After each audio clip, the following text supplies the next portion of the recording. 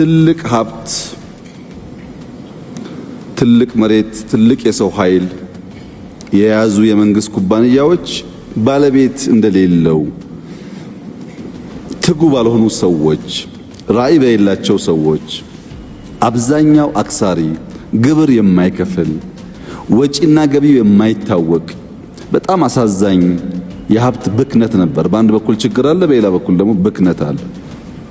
ያንን ነገር በኮርፖሬት ባህል፣ በቢዝነስ ባህል የሚመራ ተቋም ፈጥረን እያንዳንዱን የመንግስት ኩባንያዎች ትርፋማ ማድረግ እንቻል ነው። እሱ ብቻ ግን አይደለም፣ ዳይቨርሲፋይ የምናደርግ ነው። ለምሳሌ በክሪፕቶ ማይኒንግ ትላልቅ ኩባንያዎች ጋር ስራ ጀምሯል።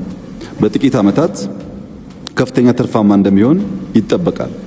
ኢትዮጵያ ላለፉት ምናምን ዓመታት ወርቅ ቆፍራ አፈር ነው የምትሸጠው። ለመጀመሪያ ጊዜ